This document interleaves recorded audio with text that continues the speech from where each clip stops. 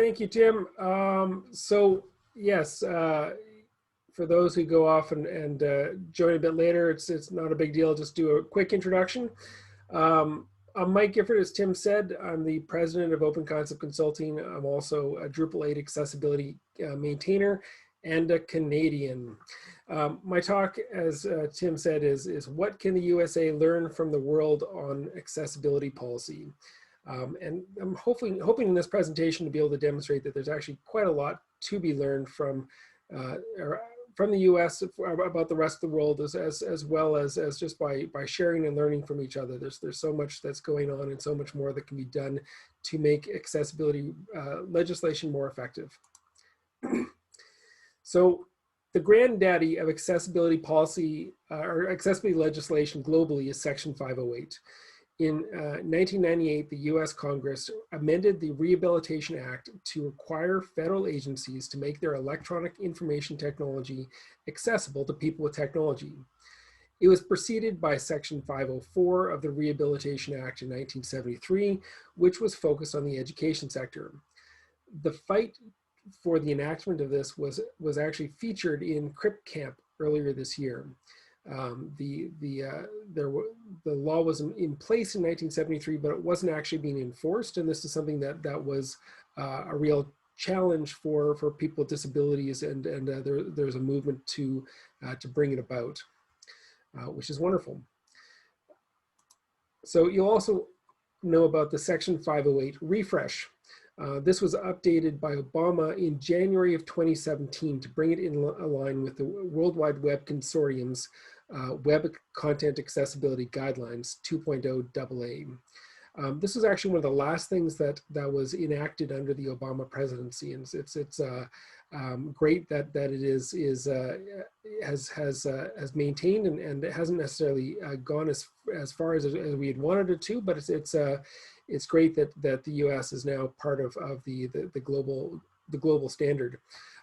Between the release of Section 508 and Section 508 refresh, the rest of the world has implemented WCAG 1.0, WCAG 2.0, and was preparing for the release of WCAG 2.1. Now, the WC3 has worked on a number of other guidelines, including the Authoring Tool Accessibility Guideline and the User Agent Accessibility Guidelines. The W3C has also facilitated standards that we all use, like HTML, CSS, and ARIA, which is ARIA is the Accessible Rich Internet Applications. And all of these are really critical for accessibility. And as the internet evolves, we need to be able to provide more and more means to provide semantic meaning and semantic relationship between content and within the content. So the WC3 is a small consortium with less than 100 staff, and they've really done such an amazing amount of work to go off and to support the development of the open web and open standards, and it's really being great for building a global movement around a common set of standards.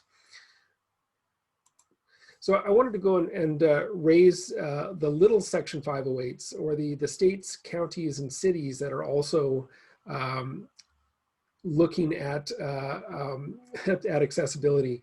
And so the little 508s are, they're implementing legislation across the board, and as the internet continues to evolve, there are some agencies that are adopting policies more quickly than the federal government. Some are just leveraging Section 508, and others are building upon it. So there's a number of jurisdictions in the US that are already adopting WCAG 2.1 as AA as the standard. In 2018, Alameda County, California was the first county to officially endorse WCAG 2.1 AA.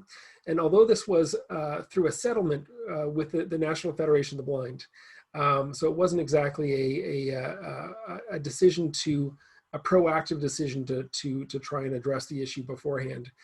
California state websites are now using WCAG 2.1 AA as the standard. And as far as I'm aware, this was because of forward-looking politicians. And it is interesting to see how California has in many ways started to take the lead on adoption of digital policies and within the United States, and to try and look for ways of adopting best practices for things like privacy as well. So I'm now jumping outside of the government of the U.S. to look internationally at well, Ontario. So some of you will have heard of the Ontario's Accessibility for Ontarians with Disabilities Act, or the AODA.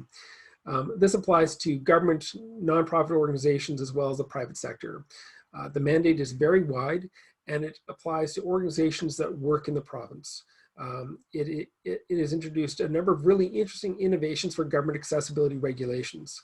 The first one is that it's progressive, in that the implications had a wide range of a wide range of organizations, but government and larger organizations had to implement it beforehand. So smaller organizations and for-profit and non-for-profit organizations that were smaller had more time to go off and implement these standards, but government was held to a higher account. And also ICT was one of its focuses, but only one of them. It was really trying to be an all-encompassing effort to try and deal with both the digital world as well as the built environment.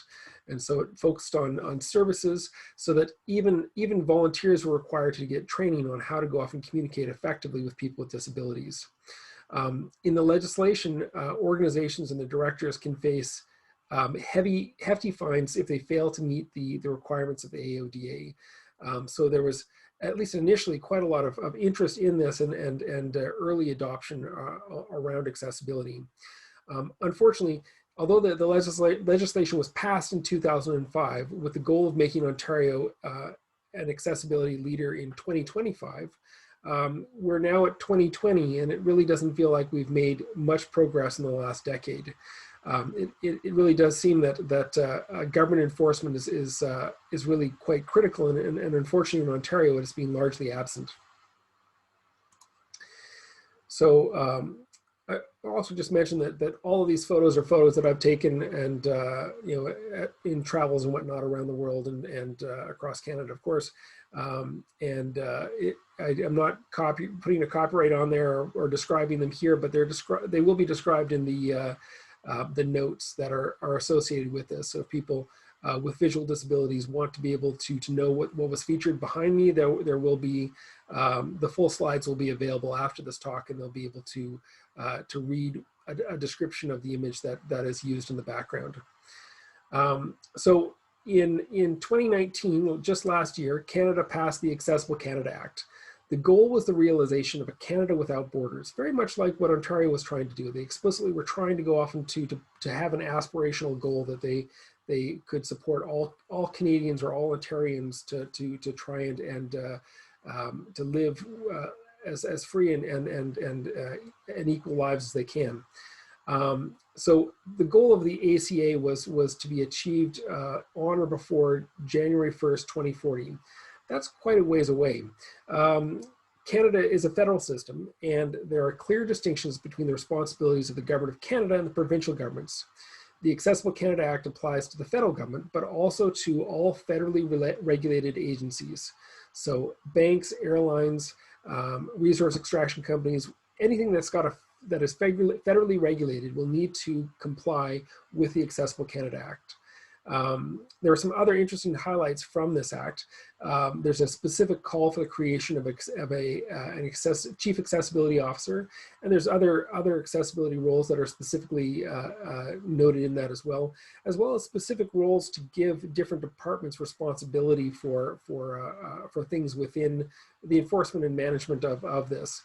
One other department, the Accessible Standards Canada, was actually implemented to try and help build accessibility standards in Canada. So that's another neat thing that came from that. The program also included a significant program to hire people with disabilities to ensure that the Government of Canada is more representative.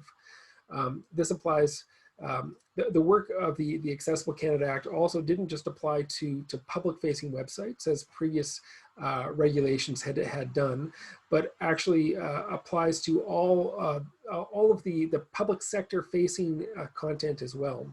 So administration interfaces and editing interfaces, all of that needs to be made accessible. And this is a huge transition for the IT industry, and something that as an industry we have not really dealt with. It's generally been assumed that WCAG requirements really only apply to those things that anonymous users would see. And unfortunately, that's not the case. There's a lot of other people who need to be involved, either through interaction or through an authoring experience. So yeah, essentially what the ACA is requiring is the ATAG 2.0 Part A. Fortunately, Drupal 8 is really quite great in that regard. So since Drupal 7, there's really been a commitment to make sure that the back end is also accessible, so that people with disabilities can edit and administer Drupal websites, at least through Drupal core on the back end. ATAG is the authoring tool guidelines, authoring tool accessibility guidelines, and it comes in two parts. I just wanted to describe that a little bit first.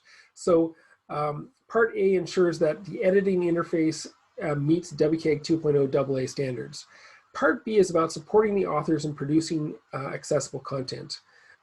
It's really great for Canada to be pushing for digital tools to be operable by the public sector, but it really missed an opportunity to not also ensure that it was easy for authors to create accessible content. Lots of money could have been saved if authors were given the support that they needed through the tools that they use. Another interesting critique of the ACA is that it's now been over a year, and they haven't filled the position of the Chief Accessibility Officer or of the other positions. And although it's an aggressive plan, it's moving very slowly. Now, unfortunately, COVID has thrown a hoop in many plans, but that's certainly something that is worth thinking about when you're making bold commitments around any sort of IT change. So Europe is really the government that is leading accessibility innovation around the world. The Web Accessibility Directive and the European Accessibility Act in particular are really setting the stage. These are European directives which require legislation to be implemented in the member states to enact it. So the way these government directives work is that the EU goes and creates a directive, and then France and Germany and Italy all need to try and figure out how specifically to try and implement that in their own context. And then there's as long as they exceed the requirements of the European Union, then it's good. So that the EU isn't actually setting the policies of the member states; they're just setting the minimum bar for the member states to achieve. So it's really an interesting process for this conglomeration of countries. Another interesting innovation from the European Union is that they've created a harmonized accessibility standards, and this is known as EN 301549. It makes Section 508 seem just so easy to remember. I still have to go off and read EN 301549 every single time because it just does not stick in my head. Anyways, EN 301549 is being supported by several research organizations, and they're also maintaining it. And that's a really important piece, is that there's an effort to go off and to build these standards, but they need to be maintained because this is because the web continues to evolve. It's also worth noting that this isn't just applying to the web. They did take the guidelines that are part of WCAG, and they're bringing those into national standards or European standards. But they're also addressing other digital tools as well, and other standards that need to be addressed within the European Union. So whether that's about kiosk accessibility or mobile phone accessibility, this harmonized accessibility standard is really trying to address a much bigger part of the digital puzzle. The last release was in November, and that updated the standard to include WCAG 2.1 AA guidelines. And it's quite likely that in the future they will be embracing WCAG 2.2 AA as the standard. So again, they're trying to evolve the standards and keep up with at least the recommendations of the World Wide Web Consortium's Web Accessibility Initiative. So it's impossible to go off and to talk about the EU without mentioning the UK.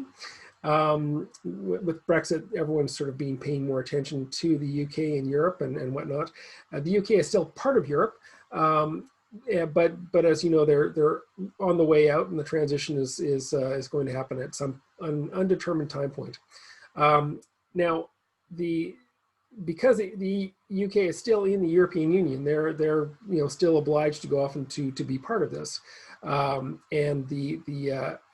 that's good, because the UK Government Digital Services is doing a really amazing job in setting up and communicating and managing this information, the UK is really the key government that is driving both open government innovation as well as they're a key part of the digital nations. Now, many in the US may not have heard of the digital nations because the US is not part of it, even though it's such a digital country. But the digital nations is a group of countries that have signed a charter that principles include a whole number of best practices for modern government. For the purpose of this talk, the charter includes a section on accessibility, but of course it also includes pieces about open government and sharing and collaboration and education and a bunch of other interesting things. So the UK has been collaborating in the space of accessibility, building on the EU's requirements, and sharing their progress along the way. Now, many of you will have heard about the Government Digital Services design principles, and these included a number of critical elements, like that tools be open by default, and because it makes things better. And another is that this is for everyone. That the digital web isn't just for young, savvy people. This is for everyone with no matter what age, disability, race, gender, background. Like this is for everyone. How do we make sure that these digital tools are able to really reach everyone? Now, these principles have spread around the world and have really been inspiration for playbooks that are also popular in the USA. The UK is also will probably keep with the European standards even after Brexit is implemented, and it's something that because Europe is so closely aligned with the rest of Europe as a critical, it will always be part of the trading, an important part of trade in the UK. I also wanted to note that the UK has created their own standard, which is BS 8878, that has been now being superseded by ISO 30071-1. And this is really about not just the technical implementation, but trying to go and look at what an organization needs to do to try and to build accessibility, and trying to build a culture of accessibility to make sure that that's a possibility. So now back to the European Union. So the Web Accessibility Directive. Now, just as of yesterday, the Web Accessibility Directive was passed a couple of years ago, but as of yesterday, all public sector websites of all member states of the EU must conform to WCAG 2.1 AA. This is great, and it was there's a deadline for countries to achieve this, and I don't think that there is I don't imagine that every government department in every country the European Union is complying with this, but it's great to go off and have that landmark. What's even more important is that they've added some other elements. So accessibility monitoring is part of this. So your departments are now responsible for for doing automated monitoring and evaluating how accessible their whole websites are for all of the departments and all of the governments of a particular country. They're also responsible for having accessibility statements that'll make it easy for people to understand what the goals are, so citizens can understand that and report that. And they've made some changes in the procurement process as well to make it easier for vendors to know how to go off and comply with the new requirements of the European Union. In 2021, these will be applying to mobile apps. In December of 2021, all member states will need to make their public reporting public, or make their progress public for people. So we'll be able to find out in early late 2021 how various European countries are doing in the implementation of the Web Accessibility Directive and how close they are of meeting the WCAG 2.1 AA. So also wanted to talk about the European Accessibility Act. This is one that's coming up, and it's very similar legislation, but it applies to the private sector.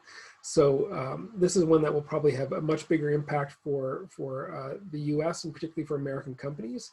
So the EAA is focused on trading relationships to make sure that member states are standardizing their trade, and they wanted to make sure that it's easier for companies to go off and transfer between each other. It's also great that disabled persons organizations are going to be involved in advising the national authorities and the European Commission on the implementation of the Act. Europe is a big enough block that it actually makes sense for anyone to follow their lead, but many companies, especially in the US, are working in the European Union, and they may be already building products to support this market. So I'm confident that Microsoft and Google and IBM and others are already looking to WCAG 2.1 as the standard that they need to implement for their tools, because it is much easier to go off and to build for WCAG 2.1 and know that includes WCAG 2.0 than it is to build your products around WCAG 2.0 and assume that you can extend them to WCAG 2.1 afterwards for individual clients. I haven't been to New Zealand or Australia, so I just have a photo of a sheep with a bird on it to share.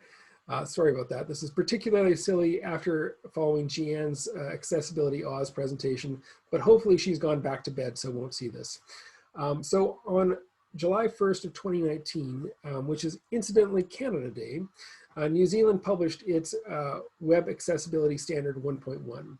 This is embracing the WCAG 2.1 AA standard, and it's now the direction that all ICT for New Zealand will be trying to implement. And again, it's following the European model, because if you're going to build a standard, you might as well keep up with a large trading block that is on a predictable manner, upgrading it to keep up with the web. So New Zealand's legislation is following the European Union. I also want to say that New Zealand is also a member of the digital nations, as with Canada, Denmark, Estonia, Israel, Mexico, Portugal, South Korea, the UK, and Uruguay. And all of these organizations have committed to make their organizations provide support for all of its citizens with access to digital services. So this is, again, it's a public commitment to take this seriously. And there was a signing of the digital charter in New Zealand several years ago, and it's something that a lot of countries are starting to go off and to take quite seriously about how to go off and to modernize and to learn best practices and share them. Australia endorsed the first version of the standard, of the European standard, and is now, which supports WCAG 2.0. And this is now a requirement of the Australian government's procurement rules. It's rumored that the latest version will that Australia will be following the latest EN 301549 standard and aligning with WCAG 2.1 AA shortly. So the world, there's definitely a lot of accessibility legislation passed in various places around the world. Ontario, Israel, Ireland, Ecuador, the UK, and Hong Kong all have legislation that involves both the public sector but also the private sector. Quebec, Norway, China, Japan, and South Korea have all created WCAG 2.0 derivatives that are part of their national legislation. And unfortunately, there's no central place to find all this information. So there's as is common in much of the accessibility world, there's pockets of this information, but it's not all in one place. I also wanted to add that that all the countries with accessibility legislation have also been signatories of the Convention of the Rights for Persons with Disabilities. The USA signed this document in 2009 and have yet to ratify it. The handful of other countries that have signed but not ratified include Ireland, Libya, Lithuania, Belarus, Kyrgyzstan, Uzbekistan, and Bhutan. At this point, almost every other country in the world has ratified it, and it's about time for the USA to follow suit. That's all I have to say on that issue.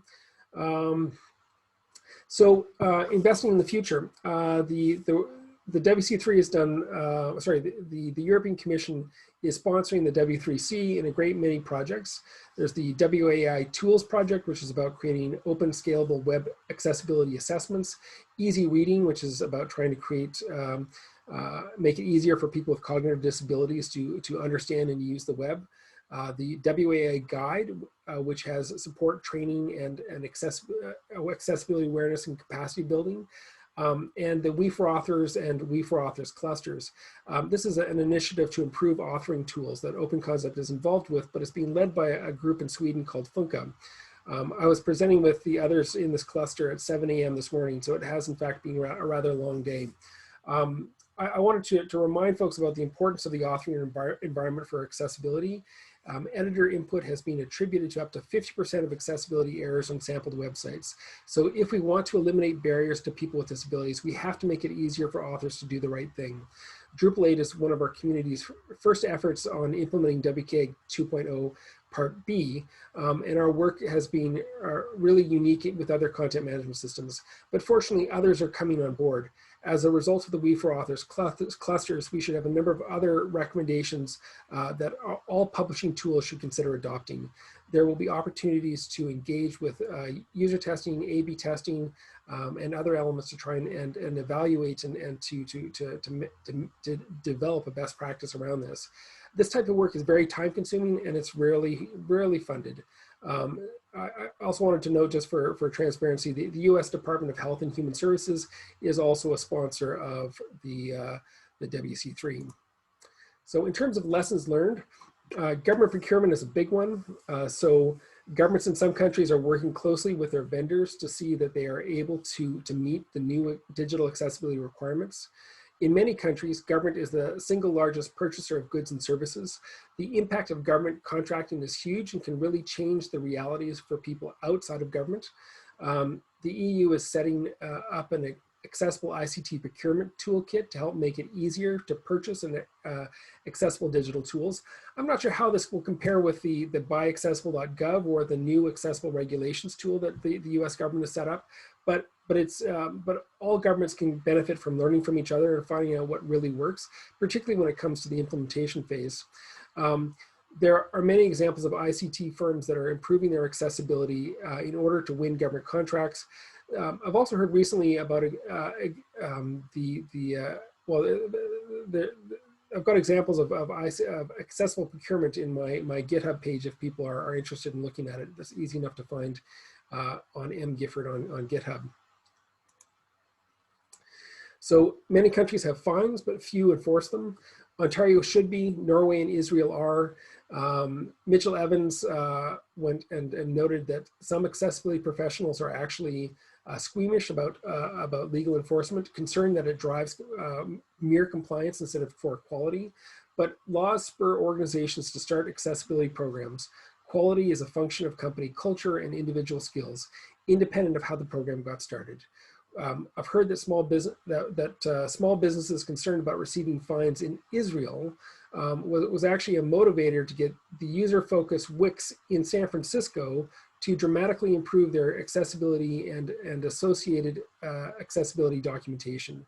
So again, enforcement can have long-range impacts, and if you've got enough people speaking about it and concerned about it, then this can actually drive some real change. So the EU has a focus on monitoring and public reporting that will be particularly useful. Having a scorecard to allow citizens to determine if their government is living up to the expectations that they set.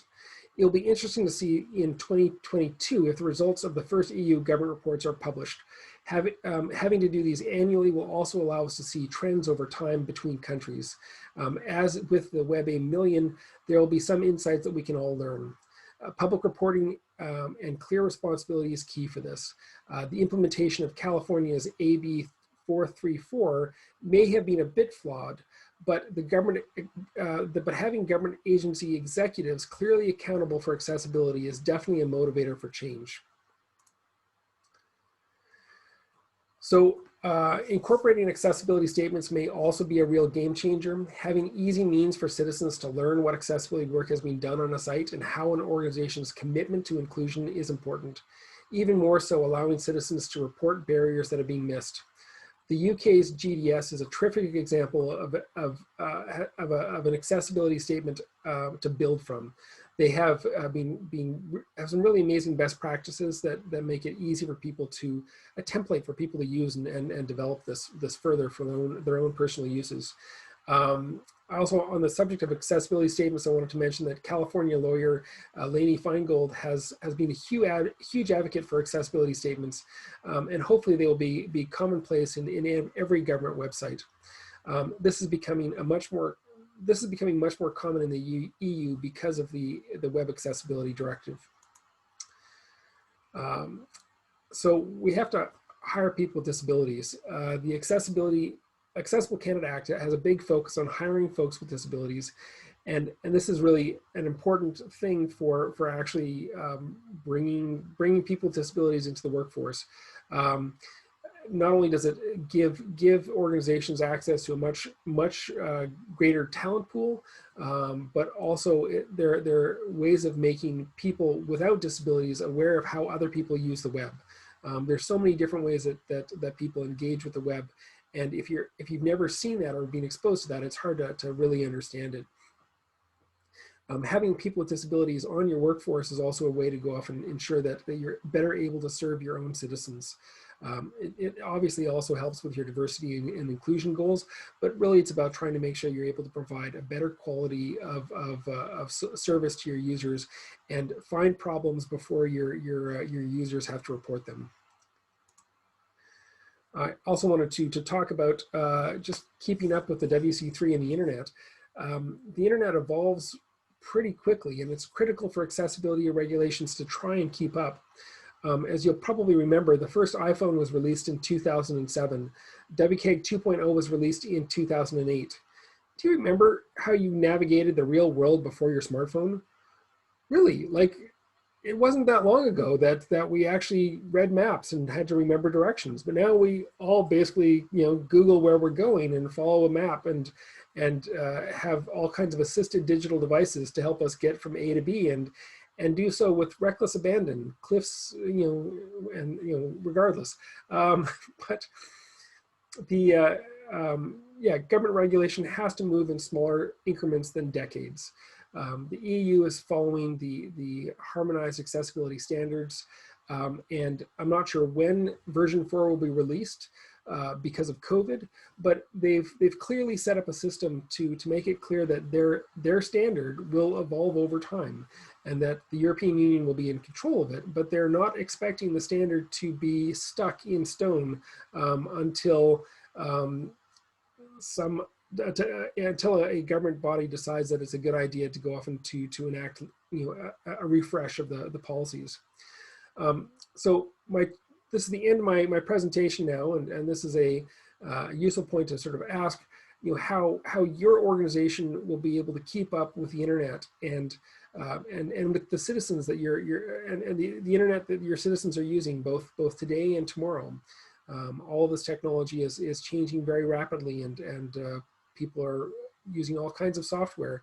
How do we make sure that whatever software that they use, that they're able to access your tools as effectively as possible? Thank you for your time.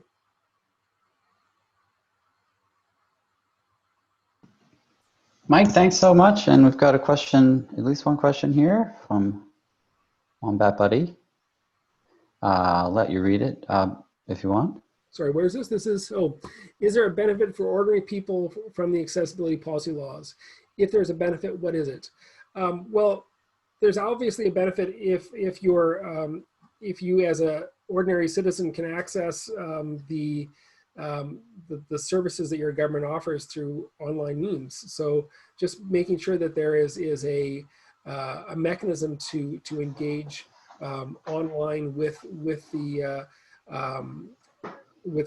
what's available. Also, some of the legislation is geared at private sector organizations and other organizations, and forcing organizations of a variety of sizes to be able to comply with WCAG 2.0 or 2.1 requirements. So there's absolutely a requirement, or there's benefits for people with disabilities to use the websites for organizations that they depend on, whether that's for shopping or whether that's for going to work or for participating in local events. So it's definitely something that will have a huge impact for people and isn't simply for governments, for sure. Hopefully that answers that question. But yeah, there will be benefits for people.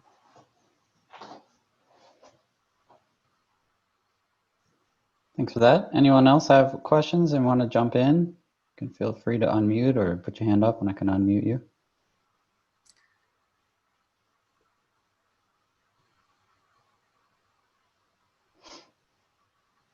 Tim, I've got a quick question for you. Uh-huh. Are you sporting a new COVID beard?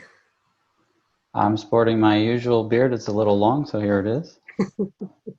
It looked longer than last time. I thought I saw a lot of beards today, so it's good.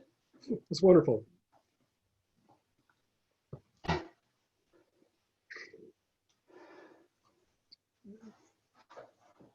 Well, thanks, Mike, for presenting today. Yeah, go ahead. Does anyone have any experience with legislation outside of the U.S. that they want to have questions about? Or inside the U.S.? Is there anything that I missed?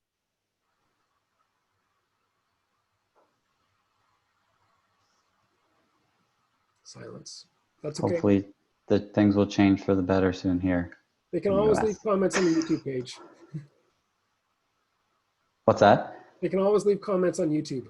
No, you can't. We turn it off. Okay. This is great, though. Yeah, seriously. Thank you.